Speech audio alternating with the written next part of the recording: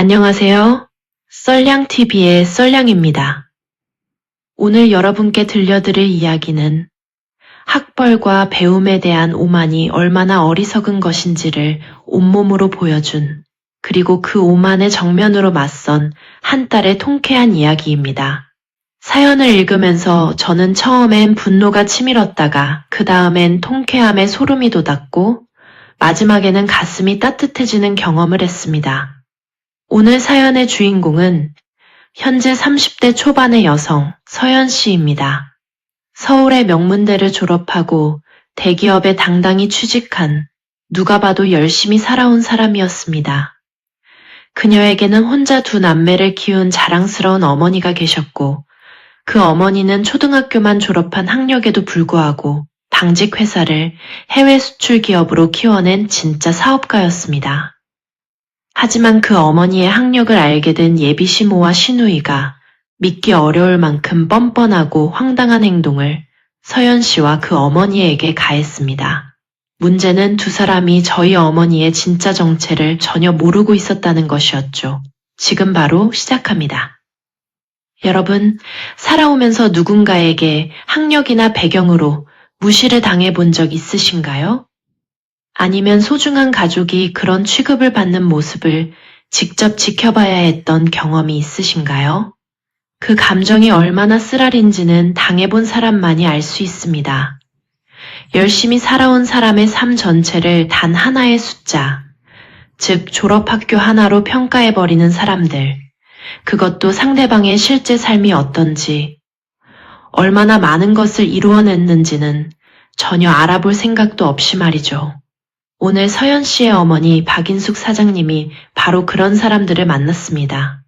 초등학교 졸업 학력이 전부이지만 홀로 두 자녀를 키우며 작은 방직 회사를 해외 수출까지 하는 중소기업으로 성장시킨 여성. 그분의 삶에서 학벌이란 단 한 번도 장애물이 된 적이 없었습니다. 오히려 학벌 없이도 그것을 뛰어넘는 성취를 이뤄냈기에 더욱 빛나는 사람이었죠. 그런데 그 빛나는 삶을 단 한 줄의 학력으로 판단해버린 사람들이 있었습니다. 그리고 그들은 머지않아 자신들이 내뱉은 말의 대가를 아주 정확하게 치르게 됩니다. 서연 씨의 어린 시절은 그리 순탄하지 않았습니다. 아버지는 서연 씨가 어릴 적 자다가 갑자기 뇌경색으로 세상을 떠나셨습니다. 예고도 없이 준비도 없이 찾아온 이별이었습니다. 서연 씨와 남동생 그리고 어머니 박인숙 씨는 하루아침에 기둥을 잃었습니다. 그날 이후 세 사람의 삶이 얼마나 달라졌는지 서연 씨는 두고두고 그 기억을 떠올리면 아직도 가슴 한 귀퉁이가 무겁다고 했습니다. 아버지가 운영하시던 것은 작은 방직 공장이었습니다. 천을 만들어 납품하는 소규모 제조업체였는데 가족의 생계를 이어가기 위해 어머니가 그 회사를 그대로 이어받기로 결심했습니다. 살림만 하다가 갑작스럽게 공장을 운영해야 하는 상황이 됐으니 얼마나 두렵고 막막했을지 상상이 가시나요? 게다가 주변에서는 하나같이 말렸다고 합니다.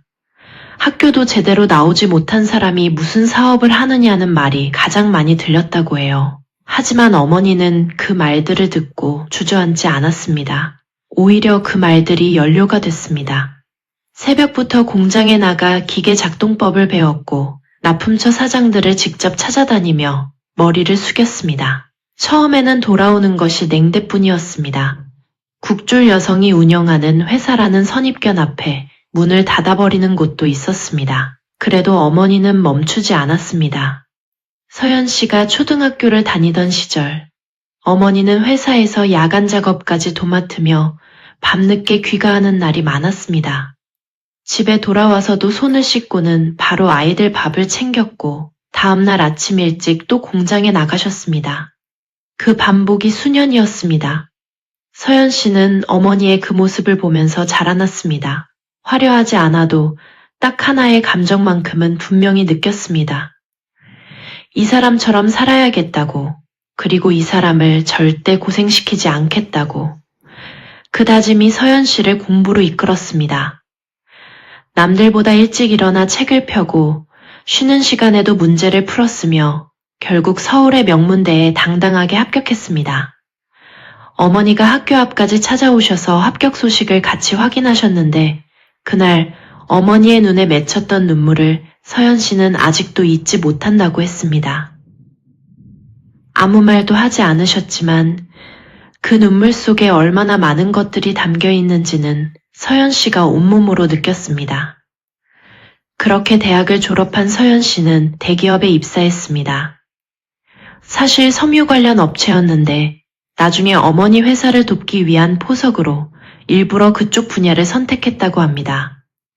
그리고 입사한 지 얼마 되지 않아 지인의 소개로 준서 씨를 만나게 됩니다.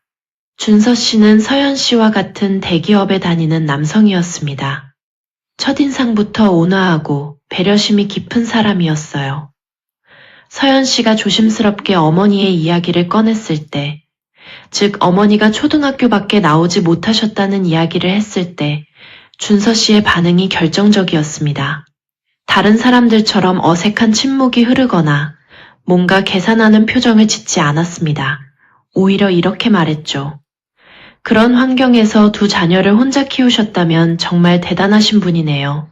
존경스럽습니다. 그 말 한마디에 서연 씨는 마음이 움직였습니다. 편견 없이 사람을 바라볼 줄 아는 사람이라는 것을 느꼈고 그때부터 두 사람의 감정이 깊어졌습니다. 교제한 지 1년쯤 됐을 무렵 준서 씨가 먼저 청혼을 해왔습니다. 자기야, 이제 더는 혼자 있기 싫어. 자기랑 결혼해서 평생 함께 있고 싶어. 어머니 걱정하지 마. 자기랑 남동생 키우느라 고생하셨을 테니까 우리가 같이 돌봐드리자. 나 그 정도 능력은 되는 남자야. 서연 씨는 그 말에 눈물이 차올랐습니다. 돌아가신 아버지 이후로 누군가에게 함께 책임지겠다는 말을 처음 들었기 때문이었습니다. 서연 씨는 청혼을 받아들였습니다. 자기가 그렇게 말해주니까 내가 자기 믿고 결혼할 수 있을 것 같아. 청혼 받아줄게. 두 사람의 결혼 이야기는 그렇게 시작됐습니다. 다만 서연 씨에게는 한 가지 부탁이 있었습니다. 시댁 인사를 가기 전 준서 씨에게 어머니가 사업을 한다는 사실을 시댁에 알리지 말아달라고 부탁했습니다. 어머니는 평소에도 있는 것 티내면 안 좋다고 하셨고 조건이나 배경이 아니라 사람 자체로 인정받고 싶다는 생각이 컸기 때문이었습니다. 준서 씨는 흔쾌히 동의했고 그렇게 시댁에는 어머니가 회사 직원으로 일하고 있다고만 전해졌습니다. 서연 씨가 명문대 출신의 대기업 재직 중이라는 소식에 시부모님은 무척 반가워하셨습니다. 특히 준서 씨의 어머니 강 여사가 많이 좋아했다고 했어요. 그 기대감을 안고 서연 씨는 처음으로 시댁 인사를 하러 갔습니다. 처음에는 정말 괜찮았습니다. 강 여사는 서연 씨를 따뜻하게 맞이했고 아버지가 일찍 돌아가셨다는 이야기에 안타까워하는 표정도 보였습니다. 시아버지도 상냥한 분이셨어요. 서연 씨는 이 집이라면 괜찮겠다는 생각을 잠시 했습니다. 그런데 강 여사가 어머니의 최종 학력이 국민학교라는 이야기를 듣자마자 분위기가 달라졌습니다. 지금 뭐라고 했니? 방금 어머니가 국민학교밖에 못 나오셨다고 한 거니? 옆에 있던 준서 씨의 여동생 소희도 가세했습니다. 엄마, 나 그런 사람 처음 봤어. 정말 충격이다. 서연 씨는 그 자리에서는 꾹 참았습니다. 시아버지와 준서 씨가 옆에 있었고 두 사람이 바로 제지했으니까요. 그나마 시아버지는 요즘 누가 학력 같은 걸 따진다고 그러냐. 혼자 자식들 키워내신 것만으로도 대단하신 분이다. 둘 다 창피한 줄 알아 라고 말씀하셨고 준서 씨도 민망하다는 표정을 지었습니다. 하지만 밥을 먹는 내내 강 여사와 소희는 서연 씨에게 제대로 된 말 한마디 건네지 않았습니다. 식사 분위기는 어색하게 흘러갔고 그 어색함 속에 서연 씨는 뭔가 심상치 않다는 느낌을 지울 수 없었습니다. 그리고 그 느낌은 정확히 맞아떨어졌습니다. 밥상을 치우는 것을 돕겠다며 부엌으로 들어갔을 때 준서 씨와 시아버지가 보이지 않는 틈을 타서 소희가 먼저 말을 걸어왔습니다. 언니, 솔직히 엄마가 국졸이면 창피하지 않았어요? 나라면 매일 울었을 것 같은데. 서연 씨는 황당함에 말문이 막혔습니다. 창피하긴 뭐가 창피해요. 저희 엄마가 국졸인 게 무슨 죄라도 되는 건가요? 저는 저희 엄마가 자랑스럽기만 한데요. 그 말에 소희는 나쁜 뜻이 아니라요라며 슬쩍 물러섰습니다. 강 여사가 얼른 끼어들었습니다. 그만해 소희야. 자기 입으로 창피하다는 말 하겠니? 그리고 덧붙였습니다. 그래도 서연이가 우리만큼 좋은 명문대 나왔으니까 됐지 뭐. 나머지 흠은 우리가 참고 넘어가자. 저는 이 부분을 읽으면서 다리에 힘이 풀리는 기분이었습니다. 나머지 흠이라니.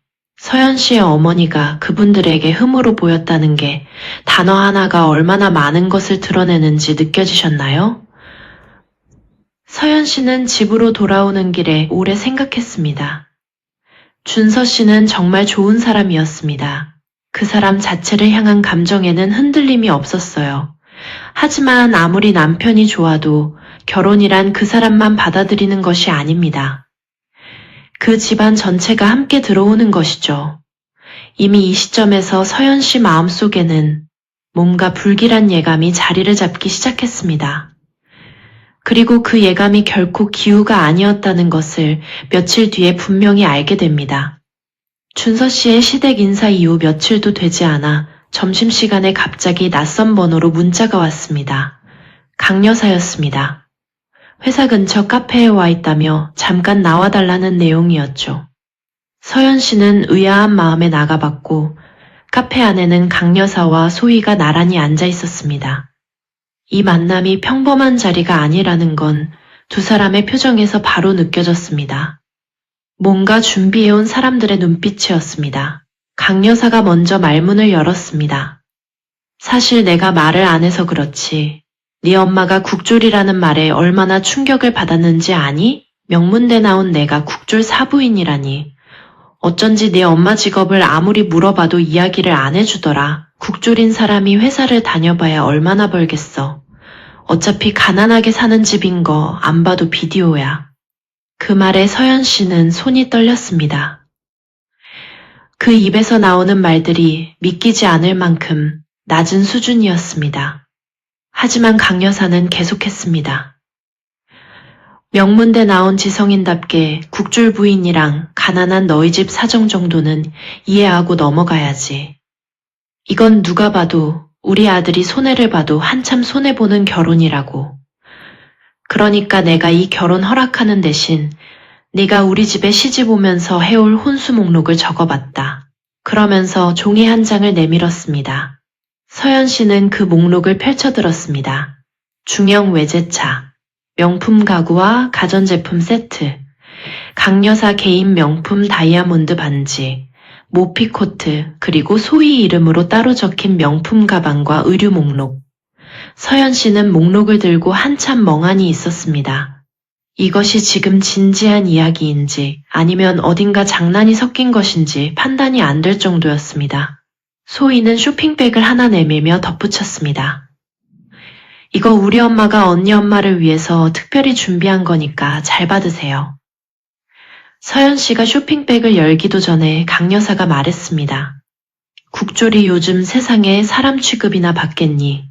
그래서 네 엄마 중학교랑 고등학교 검정고시 책 좀 사왔다.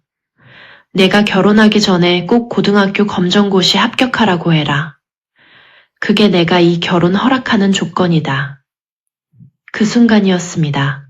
서연 씨의 눈앞이 하얘졌습니다. 분노가 치솟는 것이 느껴졌습니다. 목구멍까지 치밀어 오르는 말들이 있었지만 서연 씨는 잠깐 숨을 멈춰 생각했습니다. 이 자리에서 감정을 쏟아내는 것은 동등하게 싸우는 것이 되는 것입니다. 그리고 서연 씨에게는 이미 계획이 있었습니다. 여러분이라면 어떻게 하셨을까요? 이 상황에서 당장 폭발하고 싶은 감정을 참고 더 큰 한방을 준비하는 것, 쉬운 선택이 아니었을 겁니다. 하지만 서연 씨는 그렇게 했습니다. 준비된 분노는 그 어떤 즉흥적인 폭발보다 훨씬 정교하고 강력하죠. 서연 씨는 그 자리에서 참지 않았습니다. 다만 구체적인 마지막 한 방은 상견례 날을 위해 남겨뒀습니다. 당장 해야 할 말은 했습니다. 이게 무슨 짓이에요? 무슨 사기꾼들도 아니고 사람 베껴 먹으려는 것도 유분수지. 어디서 이런 말도 안 되는 혼수 목록을 들이밀고 있어요? 저희 엄마가 국졸인 게 제가 결혼하는 것이랑 무슨 상관이에요? 조건으로 따지면 저야말로 지금 한참 미찌는 결혼을 하고 있는데 어디서 이런 헛소리예요? 나도 개념 없는 두 사람을 시모와 시누이로 둘 수 없으니까 이 결혼 없던 걸로 하죠. 그리고 혼수 목록 종이를 두 사람 눈앞에서 갈기갈기 찢었습니다. 강 여사가 벌떡 일어나며 소리쳤습니다. 너 지금 뭐라 그랬어? 내가 겨우 생각해서 며느리 받아주려 했더니 서연 씨는 소희를 향해 차갑게 말했습니다. 야, 너도 나이가 30이나 됐으면 나이값 좀 해. 이번만큼은 네 인생이 불쌍해서 넘어가 주지만 또 한 번 그랬다가는 국물도 없을 줄 알아. 그렇게 명품백 갖고 싶으면 내 돈으로 직접 사든지. 그렇게 카페를 나왔습니다. 준서 씨를 만난 서연 씨는 그날 있었던 일들을 모두 털어놓았습니다. 이전에 시댁에서 있었던 일까지 전부요. 그리고 조심스럽게 말했습니다. 이대로 우리 사이를 정리하는 게 좋을 것 같아. 준서 씨는 얼굴이 굳었습니다. 다음 순간 눈이 빨개지더니 서연 씨에게 말했습니다. 자기야, 정말 미안해.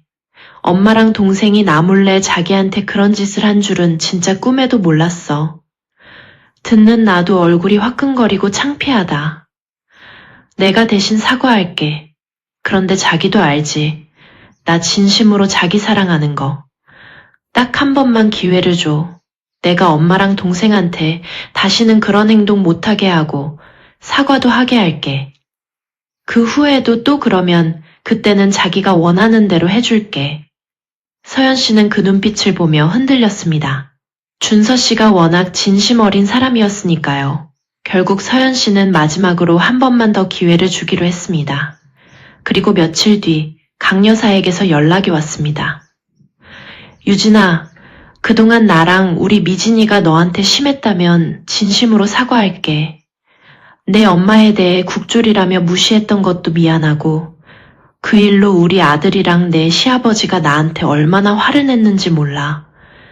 내가 너한테 크게 실수한 것 같다. 서연 씨는 그 연락을 받고 어느 정도 마음을 풀기로 했습니다. 알겠어요, 어머니. 앞으로 잘 지내봐요. 그렇게 답했죠. 하지만 저는 이 부분을 읽으면서 뭔가 이상한 예감이 들었습니다. 진심이 담긴 사과라기보다는 형식만 갖춘 사과처럼 읽혔기 때문입니다. 그리고 그 예감은 얼마 가지 않아 현실이 됐습니다. 상견례 날짜가 잡히고 얼마 지나지 않은 어느 날 밤이었습니다. 서연 씨가 야근을 하고 있는데 강 여사에게서 전화가 걸려왔습니다. 나다. 내가 오랜만에 대학교 동문 만나서 술을 마셨는데 나 대신 운전해줄 사람이 없어. 내가 와서 내 차를 운전해서 집에 데려다줘. 서연 씨는 귀를 의심했습니다. 밤늦게 야근 중인 예비 며느리에게 대리운전을 요구하는 것이었으니까요. 잠시 말을 고르다가 서연 씨는 또렷하게 말했습니다.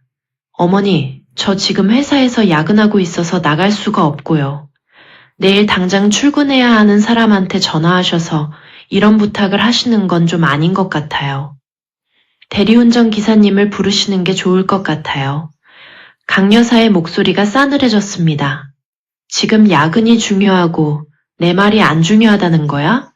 그러면 어디 상견례 날 보자꾸나.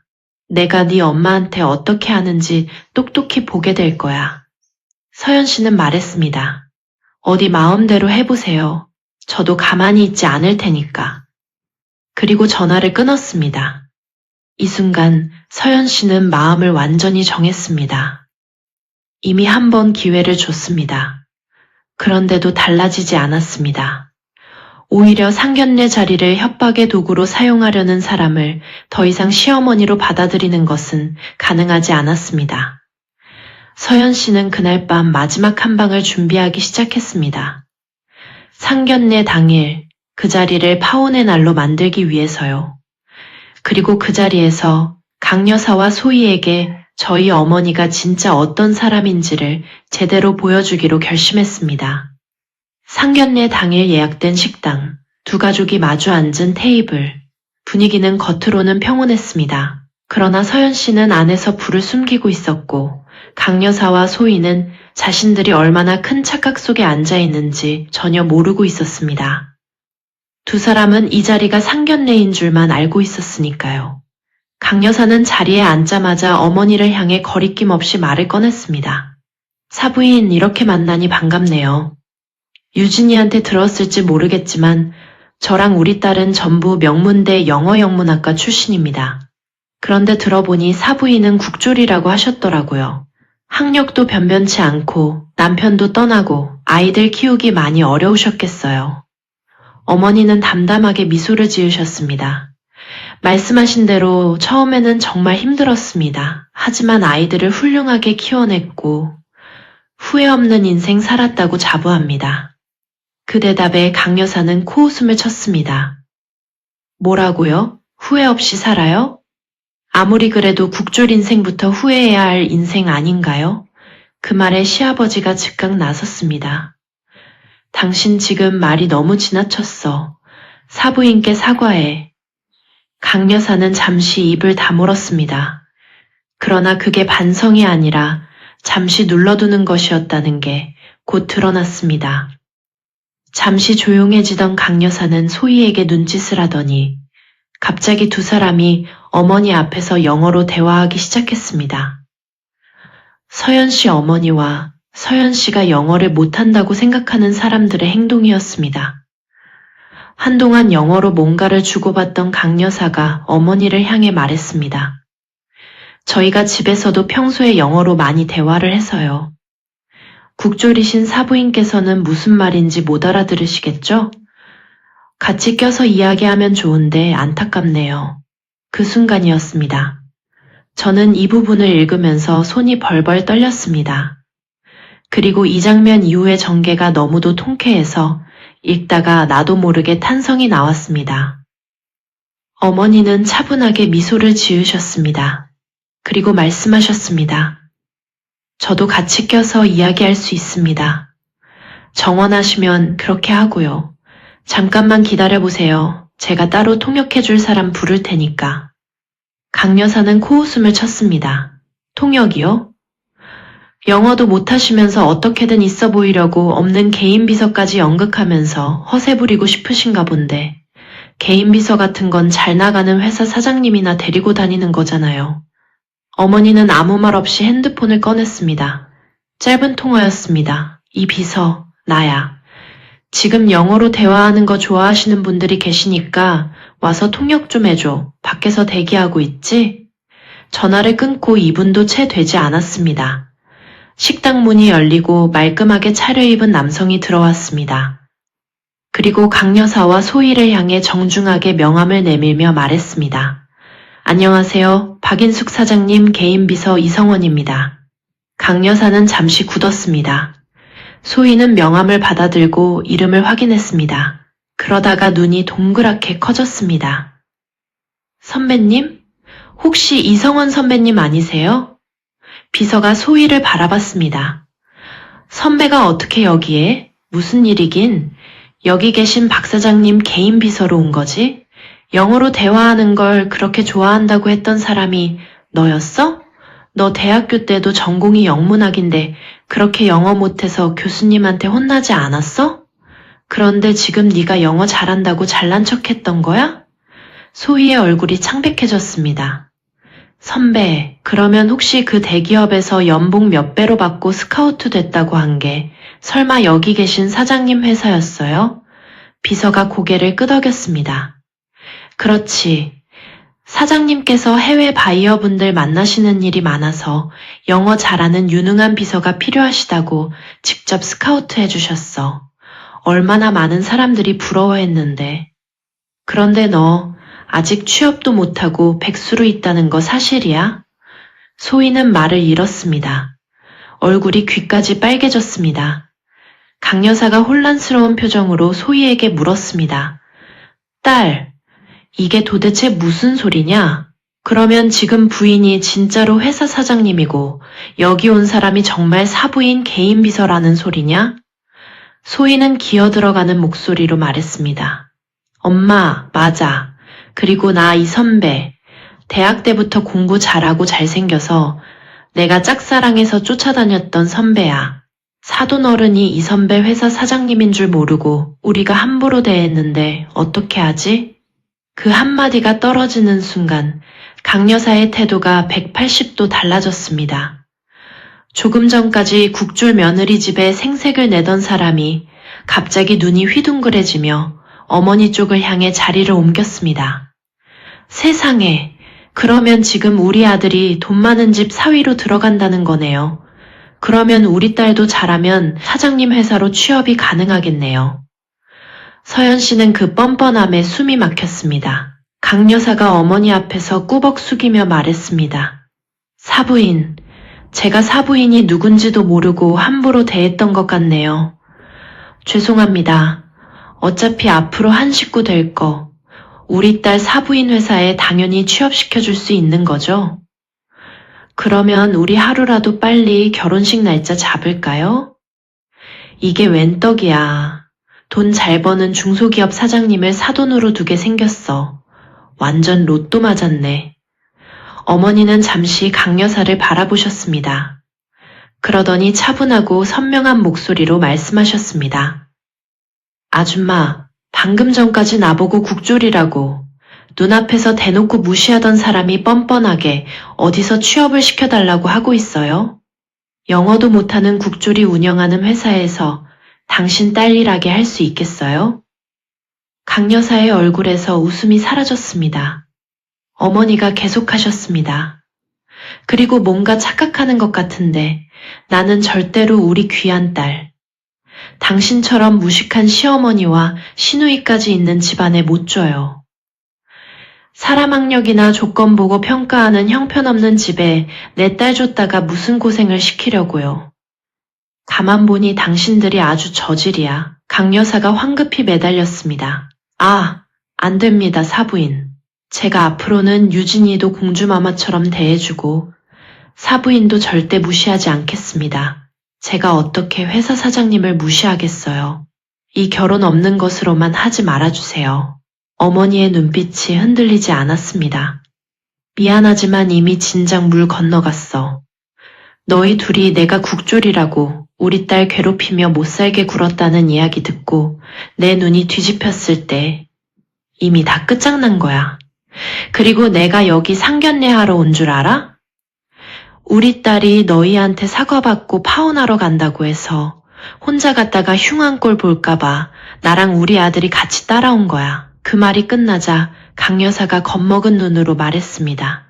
유진아, 내가 잘못했다. 그러니까 네가 엄마 좀 잘 설득해다오. 너랑 준서가 서로 얼마나 좋아했는데. 서연 씨가 냉정하게 말했습니다. 아줌마, 제가 왜요?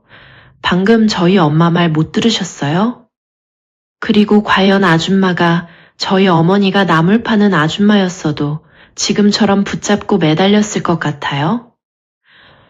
저희 어머니는 어떤 모습이든 저한테는 세상에서 제일 자랑스럽고 존경하는 분이에요.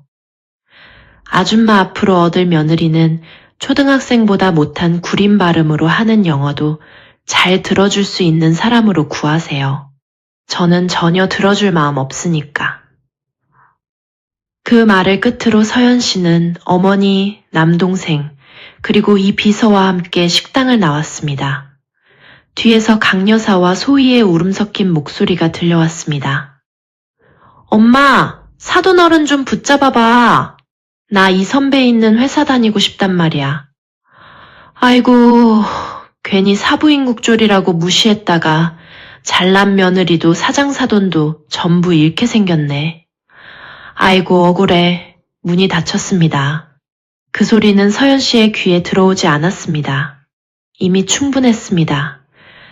파혼의 자리였지만 서연 씨의 어깨는 어느 때보다 가벼웠다고 합니다. 결국 서연 씨는 준서 씨와 헤어졌습니다. 준서 씨도 이번만큼은 붙잡지 않았습니다. 어머니와 여동생이 서연 씨와 박인숙 사장님에게 너무 심한 짓을 했기에 더는 면목이 없었던 것이죠. 두 사람은 서로의 행복을 빌어주며 작별했습니다. 헤어지면서 준서 씨는 말했습니다. 엄마랑 동생 때문에 힘들게 해서 정말 미안해. 그 말에 서연 씨는 아무 대꾸도 하지 않았다고 합니다. 이미 감정이 정리된 사람의 침묵이었습니다. 나중에 지인을 통해 그 이후의 이야기가 전해졌습니다.